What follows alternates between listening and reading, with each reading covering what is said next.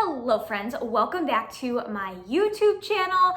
I am so excited to film this video. A little disclaimer, I actually filmed this earlier today and something went wrong with the recording and there was this weird fuzzy noise in the background. I was like, I cannot give you guys that quality of a video. So here we are, take two. This is gonna be a fun video because I have my computer right in front of me. And basically I'm gonna read off some confessions. So this video, if you have not already seen by the title, is called Bikini Prep Confessions. So what I did is I posted a little question box in my story on my Instagram, and I asked you guys to share your confessions with me, your bikini prep confessions. So I'm gonna read those off. They are completely anonymous. That is a disclaimer. So I do not know who wrote what, except I do know one of them who it came from because she did tell me, and I'm probably gonna save that one for last because it's hilarious.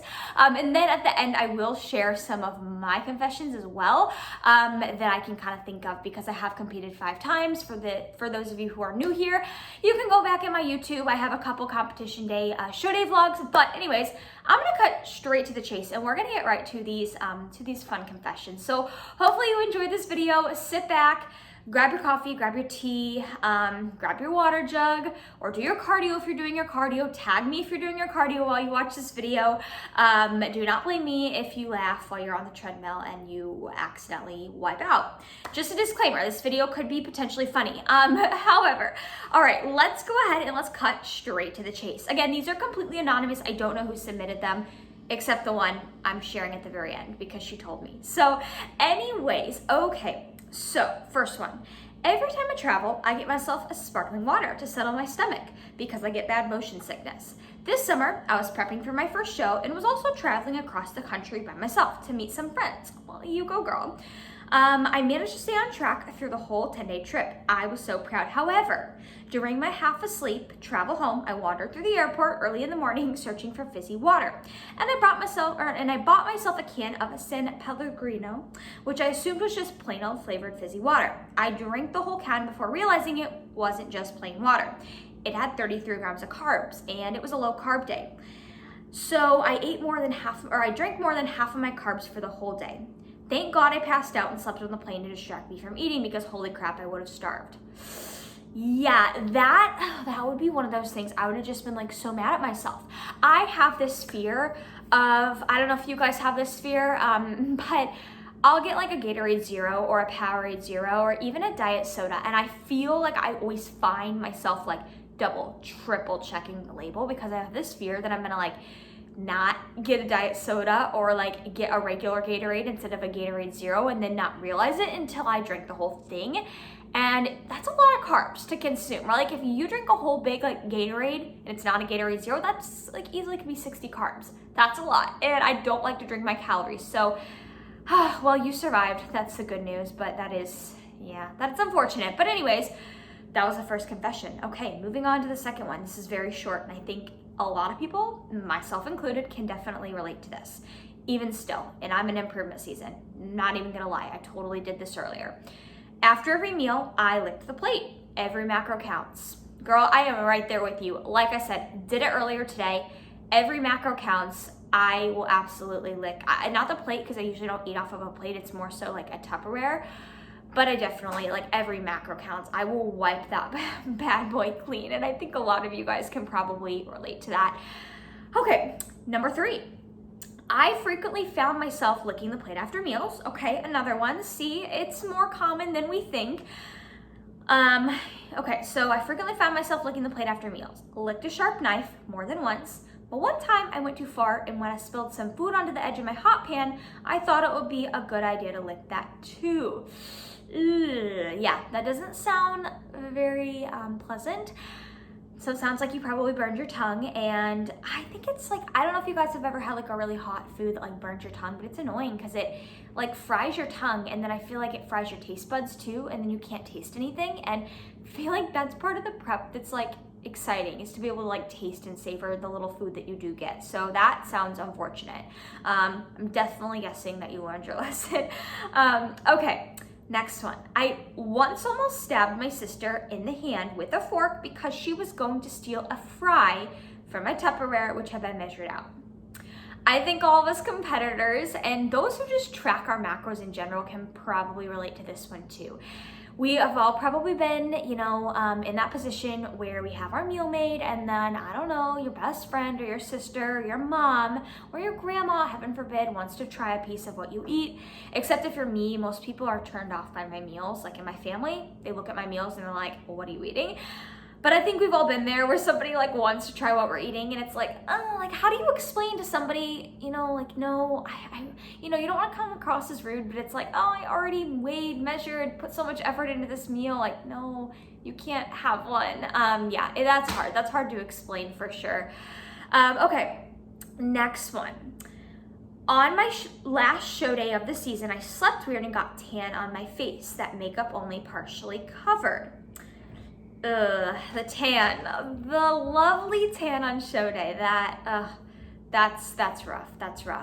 Okay, I think this is a two-part one. So then she said, okay, I'd gotten significantly leaner. My suit kept slipping off my hips. And to top it off, I was holding a bit of inflammation in my legs. So I put my legs on my suitcase backstage and did some box breathing / meditation for about 45 minutes. Well, when I saw my stage shots, I had a huge indent in my hair from the makeshift pillow I made with my sweatshirt. I won the overall at that show though, so take home message, stay chill and it'll all be okay. I have to say, I thought that was gonna actually end a lot worse than it did. That had a really good outcome. You won the overall, so take home message, stay chill, and it'll all be okay. That's pretty funny though that you had a big indent in your hair for stage pictures. Actually, the second show of this past season for me, it was Janet's Battle of the Bodies. I have a whole show day vlog of that day. I was very, very rushed. If you guys watched that show day vlog, you know that it went so fast. And so I was in the middle of doing my hair, or my mom was in the middle of doing my hair, and I had my extensions in, thank goodness, but she was curling my hair, and in the middle of that, my coach called me and he's like, get down here, they're lining up for prejudging. And I'm like, ah! So I run down with like half curled hair and I was a little annoyed because I'm like, oh, my hair is gonna look so bad, especially for stage shots, right? Like that's the thing we love to get as competitors to look back on. But thankfully, like the stage shots, you can't really tell, like my hair doesn't look amazing, but it doesn't look awful. Now you guys are probably gonna all go like look at my stage shots from that show, but yeah, my hair was half curled for that show. But I am glad, my friend who submitted this, that it turned out well for you. And despite the tan chaos, despite the hair chaos, you won the overall. So that was a good ending. Okay, this person wrote, I'm a female and I had a male bodybuilder coach previously. He used a bodybuilder approach to train me and add on lean muscle, and I ended up putting on fat too fast. We wanted to gain lean muscle, but I was eating close to 2,400 calories a day. I told him I was gaining fat too fast, but he said we'll cut down after the bulk. I'm 4'10" and gained 20 pounds on this program within 5 months. Okay, that's a lot. I would say like 20 pounds in general for most competitors is it. I mean, depending on how tall you are. If you're like a very, very tall, like, giraffe type of person, I mean that in the best way possible. If you're like pretty tall, 20 pounds may not seem like a lot, but I would even say to like the average, competitor, that's a good amount of weight. But 4'10", 20 pounds is a lot for a small frame like that. Yeah, that's a lot. I know that there's a lot of like bro coaches out there still, old school bodybuilding coaches who still believe in that like hardcore bulking phase. But in my opinion, I definitely think that like you're gonna have to gain weight to put on muscle, but I don't think, especially for your frame, if you were 4'10", 20 pounds, that's a lot. I don't think that is necessary, right? Oh, that's fun. Okay, next one. This is from the same person. Then my prep coach, who was a female, would always blame my stress and travel as to why I'm always inflamed. Mind you, my body was only stressed from the lack of recovery, and I only traveled 2 times during 5 months of prep I was with her. She would act so rude sometimes and then be nice. I would talk about something bothering me, and she would constantly bring up, this is the reality of competition prep. Then she had the nerve to call me disrespectful when all I did was ask some questions on my check-in form. Then after leaving the team, she posted a bunch of indirect messages about giving up when it gets too hard. No, the military was hard. Being on deployment was hard. Prep can get hard, but it's possible with the right mindset and the right coach to guide you. You, my friend, I love what you said at the end, because that's right. Prep is hard, but like with the right mindset, with the right coach, it shouldn't be something that's like you feel like death every day. You know what I mean? Yeah, that's annoying, you know. I think that a lot of people have, unfortunately, a lot of people have these like horror stories from old coaches. Thankfully they're old coaches and they're not still working with them, but unfortunately there are a lot of coaches out there, you know, a lot of bad coaches, but also a lot of good coaches. But I have heard, you know, being a coach myself, I hear a lot of these like just awful stories. And you know, especially I don't like the fact that after you left the team, this coach started like posting, kind of like subtweeting, you know, about you. Like, I just think that looks so unprofessional, you know? If I had a client leave me and I was really sad about it or like mad about it, like, I feel like it's just part of being a coach. You gotta stay professional. That looks really bad on your part if you kind of like indirectly badmouth a client. You know what I mean? Like, that's not like professional at all. Anyways, glad you left her. Yeah, that was a good decision on your part. Okay, next one. I was doing vacuums at my apartment gym studio. There was one other girl in the studio. I don't know about you, but sometimes air gets pushed out of my vagina when I do them. So that happened. Then when I got up, it sounded like I farted, but I really didn't. It was air from my breathing. It was so embarrassing.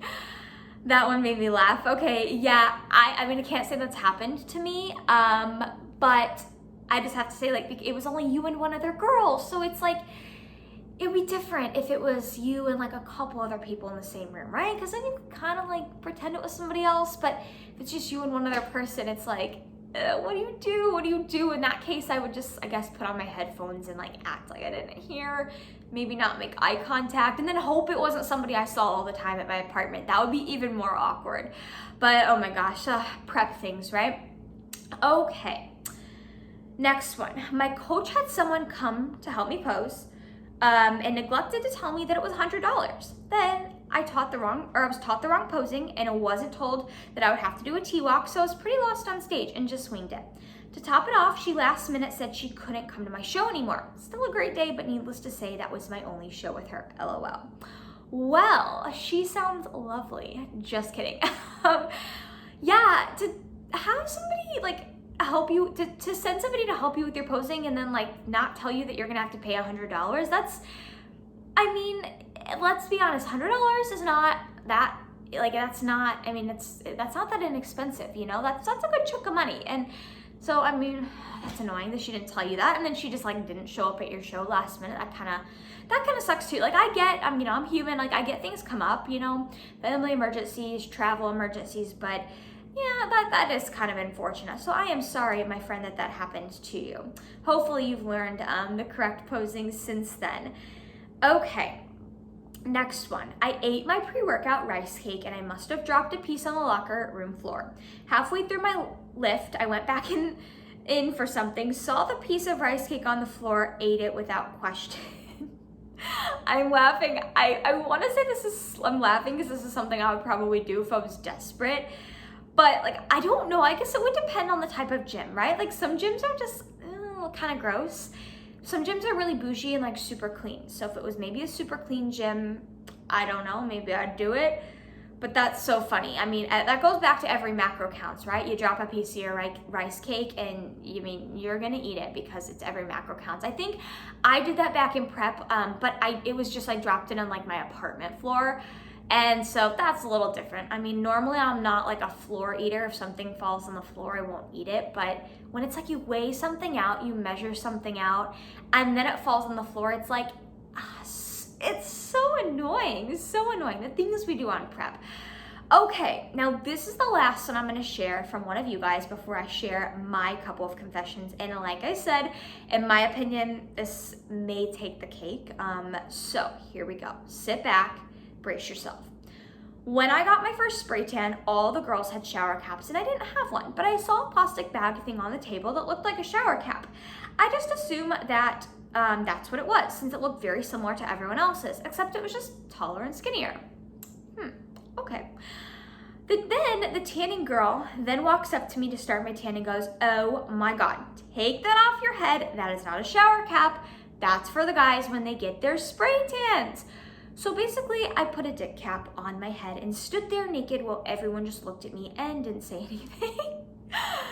Okay, yeah, this is the first time I read that. I think I laughed for so long, and I still am laughing, but like, that is just funny. And I have to say, thankfully, you know, not to sound too gross, at least I would hope, at least, the guys used them and then threw them away. So hopefully you just grabbed something that was like plastic that hadn't been used. I mean, otherwise, that would be a whole other scenario. So I'm hoping that it was just like plastic hadn't been used. I mean, let's be honest, I don't think the guys would use something like that and like reuse it or put it back so others could reuse it.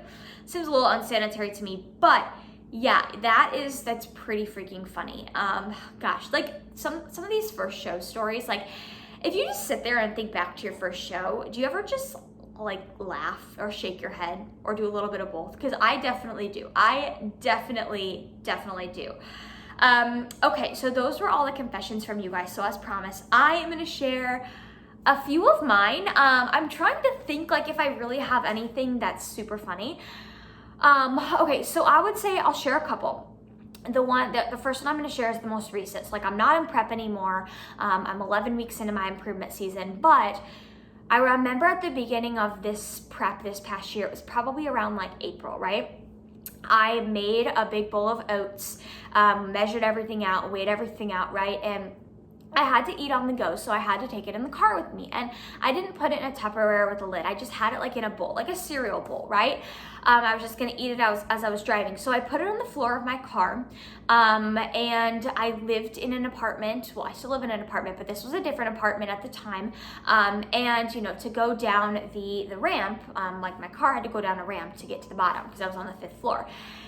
So the ramp, I mean, kind of offset my car a little bit, and I was going down the ramp and my oats just like toppled over. Well, not all of them, but some of it just like toppled over the bowl, fell out of the bowl, and I was like, oh, like, you know, you weigh it out, you measure it out. I know it seems really silly to some people, but like in prep, you have to be very strategic about your intake. And so I was like, oh my gosh, and I was really crunched for time. Didn't have time to turn around and like remake it, right? So I just kind of like scooped it up from the floor of the car and just like put it back in the bowl. Granted, not all of it fell onto the floor of the car, but yeah, I did that. And I'm usually a pretty big germaphobe, but that just goes to show sometimes what prep does to you. So yeah, that happened. Thankfully, I don't usually drive people around. Like I don't have people that are riding in my car ever. So like, you know, for the most part, the floor of my car is probably like, it's not sanitary, but you know, it's not like people are stepping on it all the time. So I guess that's one pro, but yeah, that happened. And then like my second confession, I would say, that's kind of funny is, well, I'll share two. So back when I did my first show ever, circa 2018, I lived in a dorm room, like a triple. It was interesting, we'll put it that way. I don't know how I prepped in that circumstance, but yeah, that happened. And I remember one night, like I just had a lot of like prep brain towards the end, and I put my food scale in the microwave, like with food on top of it. I just wasn't thinking, and I realized it like 4 seconds in, opened the microwave, and my food scale, like the screen was like completely yellow. It was broken. And it had been in the microwave for, I kid you not, like 4 minutes. So disclaimer, do not put your food scale in the microwave, it will not survive. So yeah, I did that. And then like, I guess I've done this on every prep. I find that I'll put weird things in like the refrigerator. And you know, this isn't like a specific confession, but I did this all the time this past prep. And I just remember like, I'll put random things in the refrigerator that don't need to be refrigerated. Like I'll put spices in the refrigerator, or I don't know, like something that's normally in the pantry, I'll just put it in the refrigerator, and then I'll notice like the next day I go looking for it and I'm like, well, where did it go? I know I didn't finish it. And then I'll open the fridge and just find random crap sitting in my fridge. And I'm like, what? So I guess it could be worse. At least I'm not like putting things that are supposed to be in the fridge in the pantry. Then that would be bad and things would spoil, but I guess it could be worse. But anyways, those are my confessions I can think of. I hope you guys enjoyed this video. I am gonna wrap it up here. I wanted to keep it around like this time length. So hopefully if you're watching while doing cardio, hopefully this entertained you for a little bit of your cardio or a solid chunk of it. If you did enjoy this video and you would like me to do similar videos to this, let me know because this was really fun. So please like this video, subscribe to my channel. Let me know in the comments below if you want to see more videos like this, more confession videos, or just anything in particular. I'm always willing to take your guys' recommendations. So thank you guys for your support if you've watched this far. Again, tag me if you watch this while you're doing your cardio. And I will see you guys in the next video.